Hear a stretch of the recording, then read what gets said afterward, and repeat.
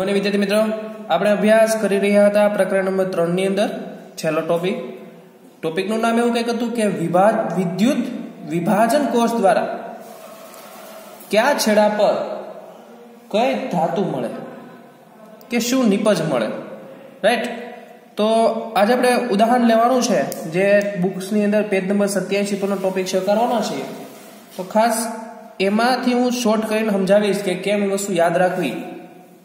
તો એક એક્ઝામ્પલ લેવા જઈએ કે સોડિયમ ક્લોરાઇડનું જલીય દ્રાવણને આપણે વિદ્યુત વિભાજન કોષમાં મૂકીએ.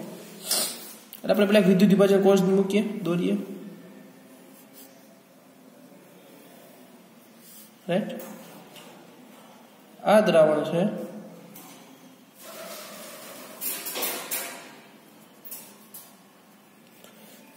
ઈ દ્રાવણ કોનું છે? NaCl પ્લસ પાણી. કારણ કે આને શું બોલાય? સોડિયમ ક્લોરાઇડ નું જલીય દ્રાવણ. હવે આમાં બે છેડા મૂક્યા આપણે. એનોડ અને કેથોડ. ફોર એક્ઝામ્પલ આને હું શું કહું? એને આનું કહું કેથોડ. બાહ્ય પરિપથ વાળા દ્વારા જોડી દઉં તો આ બંનેની પ્રક્રિયા થશે. તો એનોડ ઉપર શું જમા થશે, કેથોડ ઉપર શું જમા થશે, એ આપણે ખબર કેમ પડે? ફોર એક્ઝામ્પલ વાત કરવા જઈએ, દ્રાવણ રિએક્શન્સ કે આવી છે NaCl plus SO gives to, અહીંયા શું મળે? જો બે શક્યતાઓ છે આની અંદર. હા, પહેલા આના પાર્ટ નાખી. આની અંદર શું હોય? Na plus. આની અંદર શું હોય? Cl minus. આની અંદર H પ્લસ, આની અંદર OH માઇનસ. તો આમાં બે પોઝિટિવ આયનો છે, સોડિયમ પ્લસ પણ પોઝિટિવ છે અને H પ્લસ પણ પોઝિટિવ છે. તો એનો મીનિંગ આ કોષની અંદર બે એવા આયનો છે જે રિડક્શન કરી શકે. એક તો સોડિયમ અને એક હાઇડ્રોજન. માની લો કે સોડિયમ જો રિડક્શન કરતું હોય તો સોડિયમ જાગતું બને, રાઈટ? પણ તો હાઇડ્રોજન પણ રેસમાં છે કારણ કે એ પણ +1 છે, આ પણ +1 છે. તો એ પણ રિડક્શન કરી શકે અને એ રિડક્શન કરે તો 1/2 શું બને? H2Y. તો આ કોષ દરમિયાન આ બેમાંથી કયા ધનાયનનું રિડક્શન થતું હશે? સોડિયમનું કે હાઇડ્રોજન? તો એ નક્કી કેમ થાય? તો તમને ખબર છે ત્યાં નક્કી થશે એની પોટેન્શિયલ વેલ્યુ પરથી.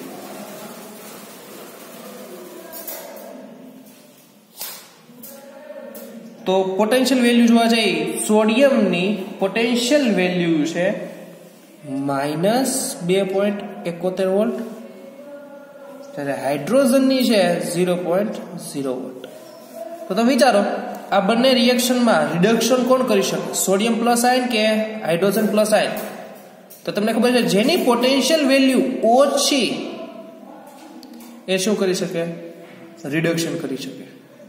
તમે કોની પોટેન્શિયલ વેલ્યુ ઓછી છે? હાઇડ્રોજનની પોટેન્શિયલ વેલ્યુ કેવી છે? ઓછી છે. તો આ પ્રક્રિયામાં રિડક્શન કરતી સ્પીસીસ કઈ? તો એ થશે H પ્લસ આયન. આનો મીનિંગ કે H પ્લસ આયનની આ એક રિએક્શન થઈ જે રિડક્શન કરે છે અને કેથોડ પર શું થાય છે? જમા. રાઈટ? સમજાઈ ગયું બાળકો અહીં સુધી વાત કે ન સમજાણો? તમને હજી ક્લિયર થયું? પેલા શું થવાનું છે આની અંદર?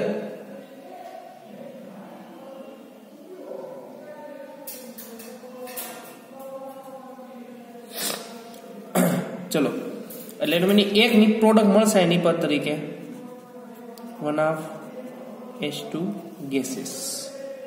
તો હવે પ્રશ્ન એવો થાય કે આ બંને આ રિએક્શન્સની અંદર આ ઇલેક્ટ્રોન આવ્યો ક્યાંથી?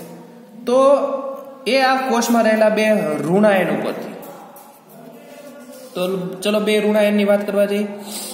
એક છે Cl માઇનસ, એક છે OH માઇનસ.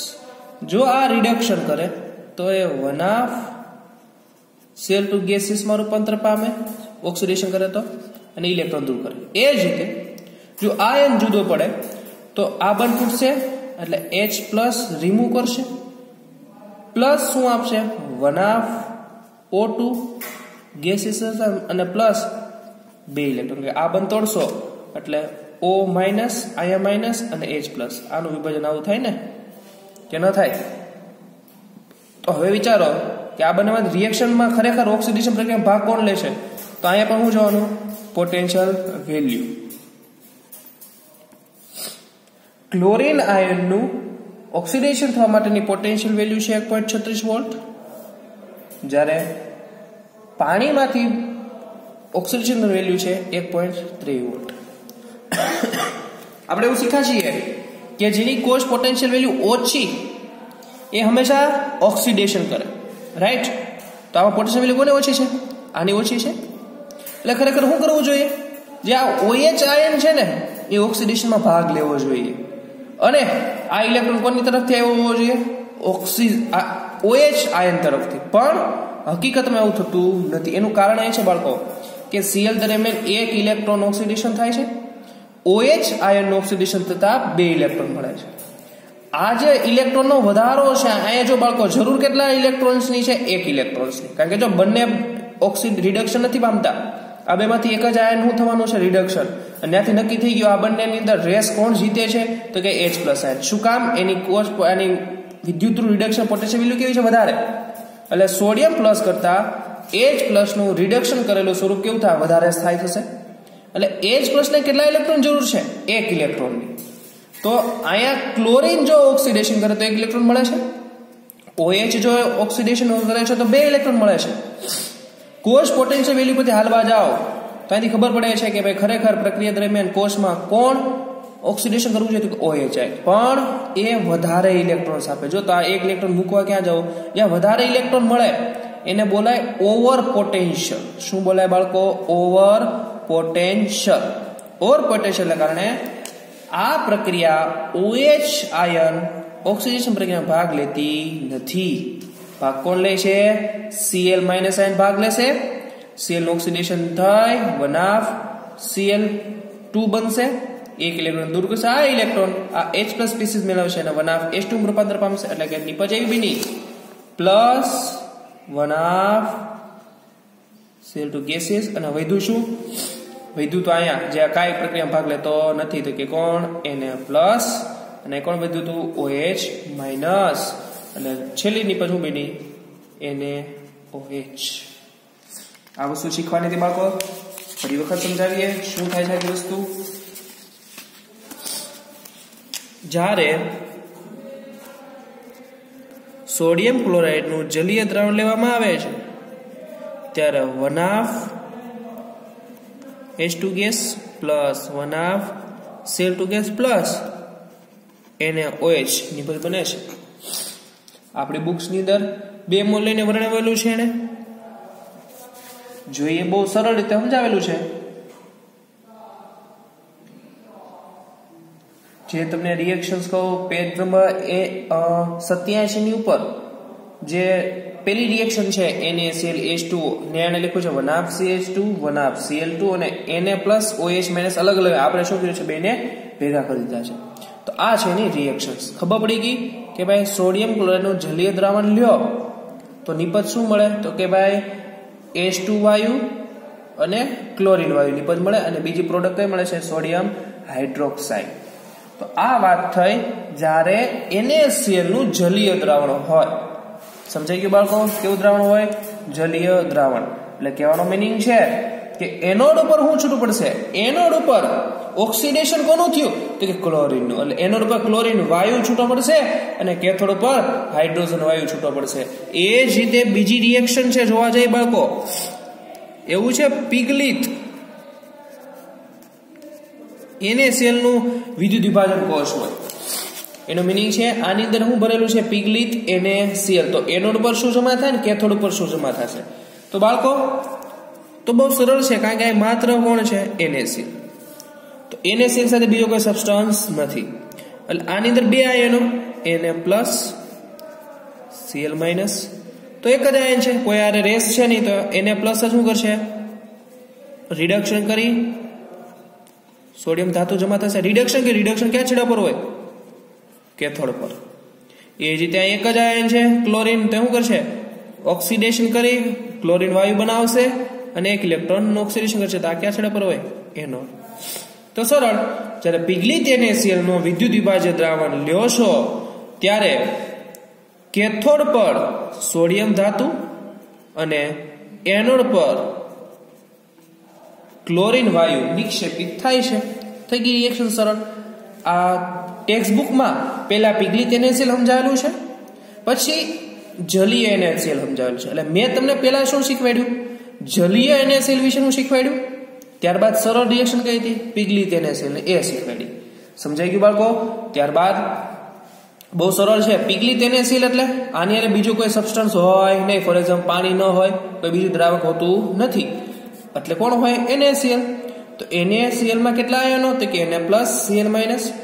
તો Cl માઇનસ છે, તો Cl માઇનસ શું કરશે? રિડક્શનની પ્રોસેસ, ઓક્સિડેશનની પ્રોસેસ કરશે. જો એટલે ઓક્સિડેશન થશે, એટલે થયું 1/Cl2. ક્લિયર થયું કે ન સમજાણું? એ જ રીતે આ ઇલેક્ટ્રોનનું ઓક્સિડેશન કોણ કરશે?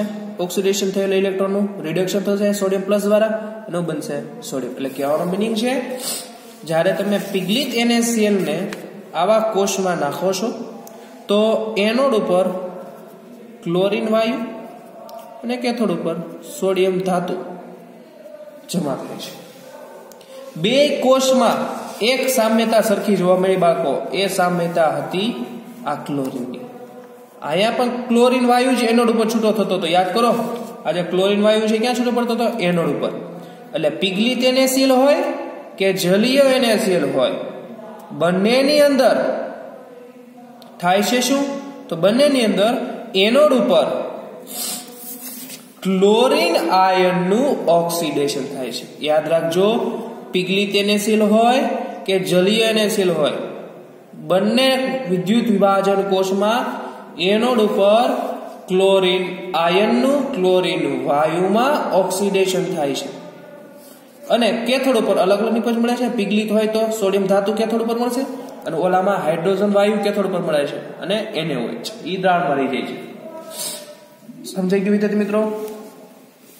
ત્યારબાદ નો ટોપિક આપણે ભણવાનો છે એ છે સલ્ફ્યુરિક એસિડની સાથે. કે ભાઈ મંદ સલ્ફ્યુરિક એસિડ લ્યો અને સાંદ્ર સલ્ફ્યુરિક એસિડ, તો શું ફેરફાર થાય? બરાબર છે.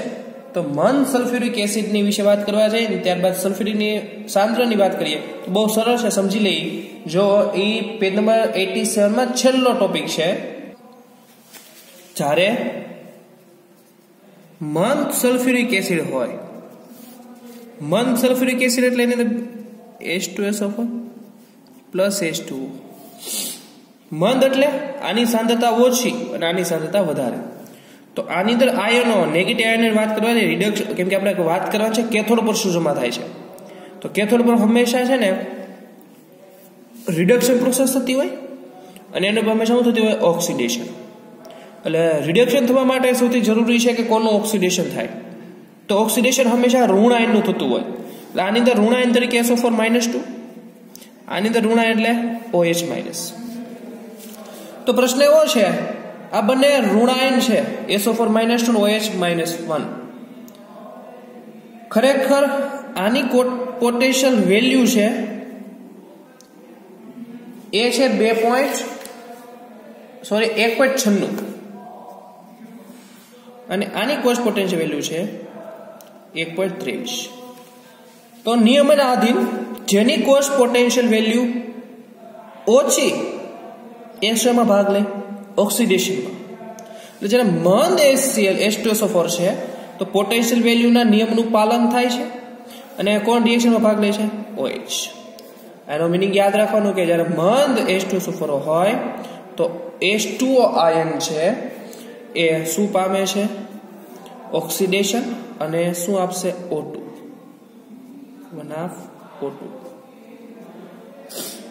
અને 4H+ અને 2H+ અને 2 ઇલેક્ટ્રોન રિમૂવ કરશે. એ બહુ સરળ રીતે સમજાઈ દઉં તમને કે એનો મિનિંગ મંદ H2SO4 હોય તો એની અંદર એનોડ ઉપર થતી રિએક્શન આ છે, એનોડ ઉપર રિએક્શન આ થશે.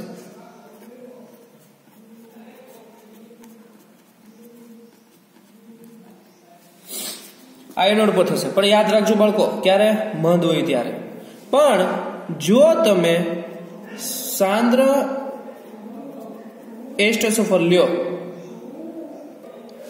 જ્યારે સાંદ્ર સલ્ફ્યુરિક એસિડ લઈએ છીએ ત્યારે જ્યારે H2SO4 અને પાણી, તો પાણી કરતા H2SO4 ની સાંદ્રતા વધારે હોય, એટલે H2SO4 ની સાંદ્રતા વધારે હશે એટલે SO4 -2 આયનની સાંદ્રતા OH માઇનસ કરતા કેવી હશે? તો કે વધારે. ત્યારેના એ કિસ્સામાં એનોડ ઉપર રિએક્શન્સ કોની પામશે? તો કે SO4 -2 આયનની. એના મિનિમમ 2 અણુ હોય એટલે ઓક્સિડેશન પામી H2OH -2 અને 2 ઇલેક્ટ્રોન રિમૂવ કરશે. આ રિએક્શન ક્યારે થશે બાળકો? યાદ રાખજો, તમારે યાદ રાખવું પડશે. આ જ્યારે સાંદ્ર સલ્ફ્યુરિક એસિડ હોય ત્યારે. જ્યારે સાંદ્ર સલ્ફ્યુરિક એસિડ હોય તો એનોડ ઉપર સલ્ફેટ આયનનું પર સલ્ફેટ આયનમાં ઓક્સિડેશન થાય છે, અને જ્યારે મંદ H2SO4 હોય ત્યારે એનોડ ઉપર H2O વાયુનું ઓક્સિડેશન થાય, ઓક્સિજન વાયુ બને છે. આ બે વસ્તુ ડિફરન્સ હતો જે તમારે યાદ રાખવાનો હતો. ત્યારબાદ આપણે આ ચેપ્ટર અહીંયા પૂર્ણ કરીએ છીએ, કારણ કે બાકીનો ટોપિક છે જે 30% સિલેબસમાં લેસ થઈ ગયો છે, તો અહીંયા આપણું આ પ્રકરણ પૂર્ણ થાય છે. આના પછીનું ચેપ્ટર છે ચેપ્ટર નંબર 6 જે શરૂ કરશું. તો એમાં ખાસ જણાવવાનું કે એમાં પ્રસ્તાવના બહુ લેન્ધી આપેલી છે, એની અમુક બાબતોનું આપણે ડિસ્કશન કરશું અને ડાયરેક્ટ મેઇન ટોપિક ઉપર જશું. એટલે તમારે અત્યારે હોમવર્ક એવું છે કે ભાઈ તમારે ચેપ્ટર નંબર 6 ની પ્રસ્તાવનાને છે રીડ કરવાની છે. બહુ ઇઝી પ્રસ્તાવના છે જે તમારે રીડ કરી રાખવાની છે. એટલે એમાંથી હું અમુક મુદ્દાઓ લઈને તમને મેઇન મુદ્દા હશે એ મુદ્દા હું ક્લિયર કરાવી દઈશ, પછી ડાયરેક્ટ આપણે ટોપિક ઉપર વ્યા જશું. એટલે તમારે ખાસ એ પ્રસ્તાવના રીડ કરવાની છે, અને આના પછીના લેક્ચરમાં આપણે ડાયરેક્ટ પ્રસ્તાવનાનો ટૂંક સાર મેળવીને ડાયરેક્ટ ટોપિક ઉપર જશું. તો આજનું ચેપ્ટર આપણે અહીંયા પૂર્ણ કરીએ છીએ. અને જો કંઈ ક્વેશ્ચન હોય તો એની ટાઈમ સોશિયલ ડિસ્ટન્સનું પાલન સાથે સ્કૂલે આવીને સોલ્યુશન કરી જવું.